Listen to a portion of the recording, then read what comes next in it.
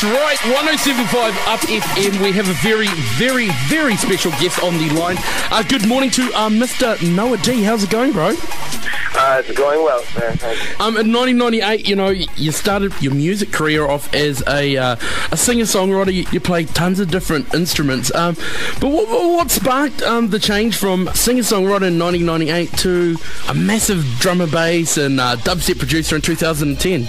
Well, I don't know. I guess when I was doing the live music, I knew a little bit about drum and bass. Listening to artists like Photek and Boomerang, and really into that sound, kind of intelligent stuff. And it just kept sinking in more and more, and I guess just started taking up more and more of my time. Sick.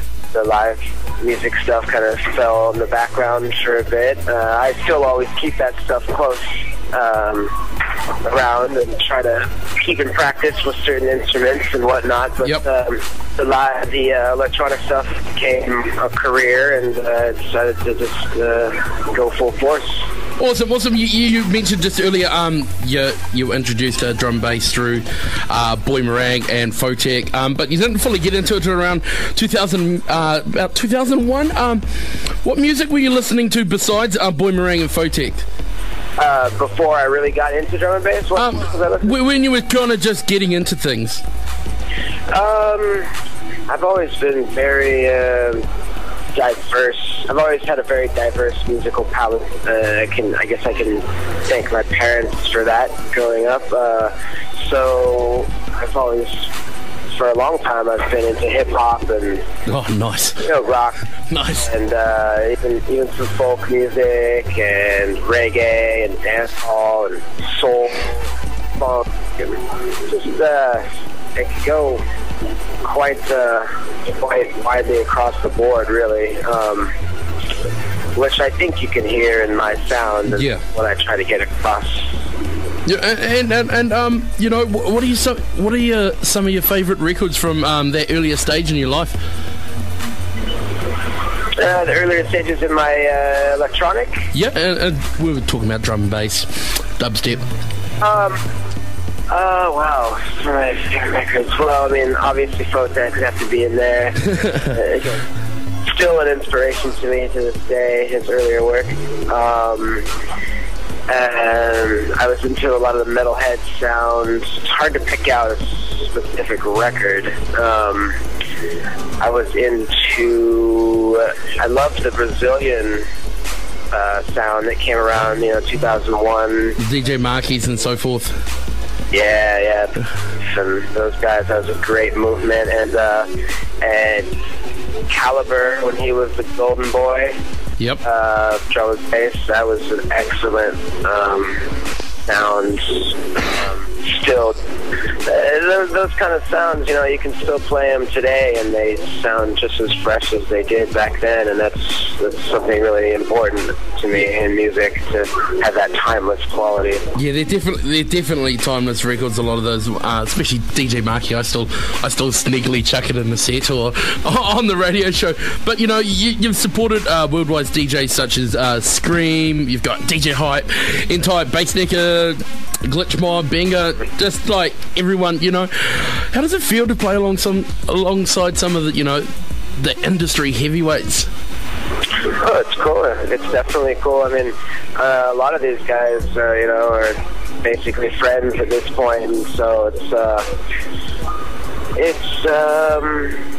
it's nice to have big inspirations so close, Yeah, and do you feel, when you're playing alongside these guys, do you feel the need that you have to bring the noise as such? I feel the need to really bring my own noise, I guess you could say. My own special, unique noise. That's pretty much any time I'm playing any show, one of the first things I think about I should say, I always, when I first step up to the decks, I want the first impression that people have to be like, okay, something different is happening now. Yep. right away. It's okay. This guy's on, and he's gonna show us something a little bit different. So. Wicked. So 5 minutes before you set, what's going through your head? What are you thinking? Like, are these tunes going to be good? What's going on? Before I step to the deck? Yeah. Well, yeah, like what I just said, sometimes, let's say most of the time DJs come up and try to start with something really big, has a lot of impact. Yep. And I like to do that, but it's not always necessary. The outcome isn't always necessarily like an explosive kind of thing for me. Sometimes if the DJ before me has just been playing a bunch of huge bangers, I'll try to come on with something that's a bit deeper or has some standout musical quality to it, just so it stands out from what was just being played. It doesn't have to be so different that someone feels like their mind was just blown. Oh, it is a good feeling to blow someone's mind. Yeah, it is good, but it's my main objective is just to make sure that it was different than what people have just been hearing, at least within the last 20 minutes or something. Just so it catches people's ear right away. It doesn't need to be hard, it doesn't need to be soft, it just needs to be just right. Okay, so 2009 was pretty massive for you, Seriousness just destroyed dance floors in Germany, England, everywhere, New Zealand, you name it. What have you got in store for 2010? Well, there's a few singles coming. The next release, I believe, that I have slated and about streets is on Rowena out of Holland. It's a full no-ID single. The A-side is called My Vitamin Pillbox Nikes.